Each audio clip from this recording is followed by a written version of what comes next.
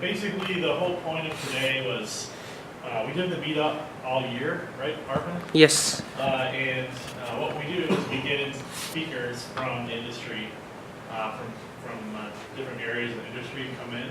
It's a lot of work for Arvin and I don't really want to do any work in the meetup. I just want to coordinate it. So I kind of broke my rule with this particular day.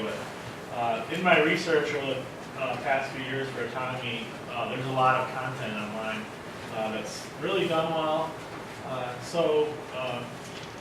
If we have a meetup, we have a speaker. The only kind of difference is you can't ask questions of the speaker.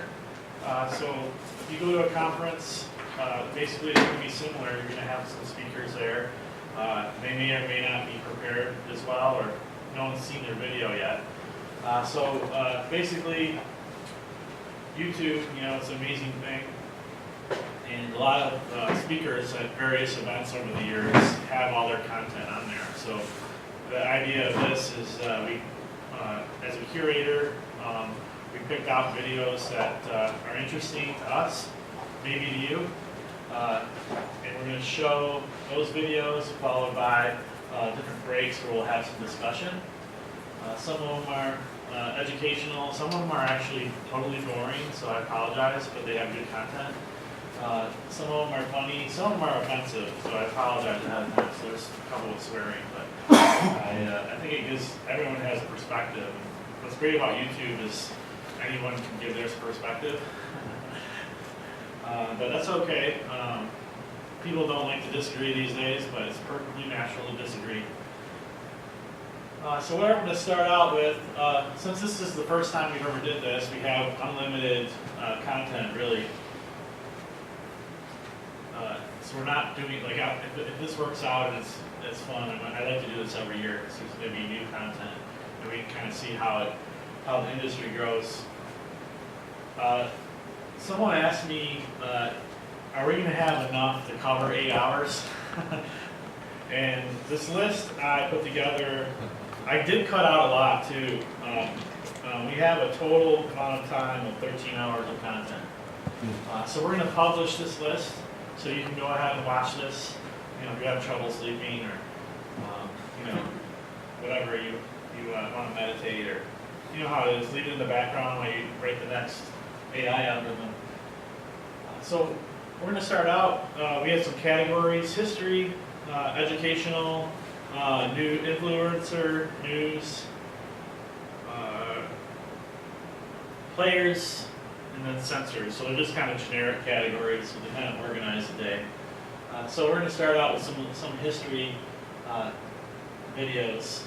And since this is the first time we did this, there's quite a bit, and I imagine this is something that won't be part of if we do this again. So, of course, people have been trying to make self-driving cars for a long time, but we showed this video in a partial part of the video in the meetup this year, but it's the GM 1956 self-driving cars video.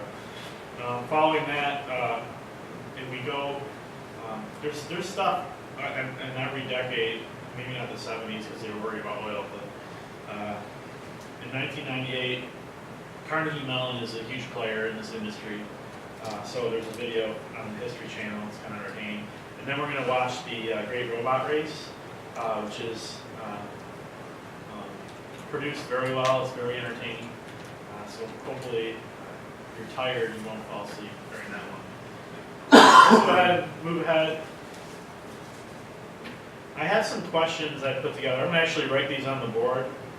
But I want you to think about these questions while these videos run. What are the common elements in the video? So a lot of people like to. There's some fear mongering, which I think the death counts of cars. Everyone kind of mentions that. So that's kind of part of it. Injury counts. Not many people mention that, but I think that's kind of even though I think it should be mentioned along with death counts.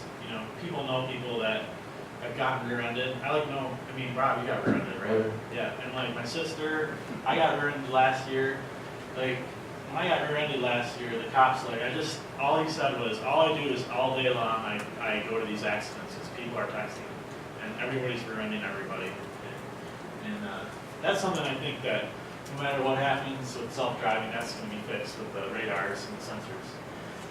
The economics of it, there's a huge economic push for this. A lot of these companies, whether you're a traditional OEM or you're an insurance company or you're a rental car company, you're basically facing a kind of existential threat, which means that if this all works, your business could never not exist anymore.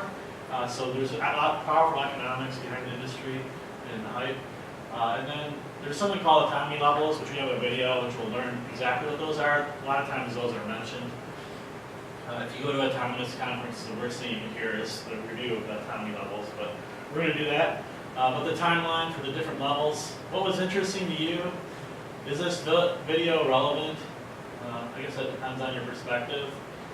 Who's in the video? There are some influencers that you'll see show up a few times. So when we watch the Great Robot Race, you'll see a lot of these young students. They're all the main players in the industry today. So that race took back and started in 2006, I think. So it's been 12 years, 13 years, and all those kids that are super passionate are all billionaires, close to being billionaires now. It's fun. When it happened, so it's great watching YouTube because you kind of see someone's perspective at the time, and they kind of made a guess about when something is going to happen. So if you watch a video in 2015 and someone says, well, in 2019 we're going to have these cars, or 18, it's already passed or something. They're like, no, that didn't happen. The GM one mentioned something like how awesome it's going to be in 1970, which is funny. What you thought of the video? We'll just take a poll.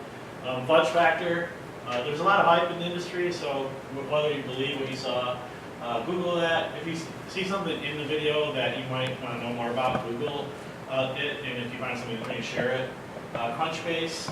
Crunchbase is a website that keeps track of venture capital investments, and so it's interesting to look at the company and to see who the players are.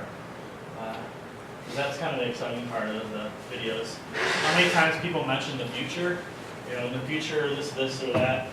And then it's always fun to look at the YouTube comments, which are mostly politically incorrect, but can be humorous. So I'm going to go ahead and start.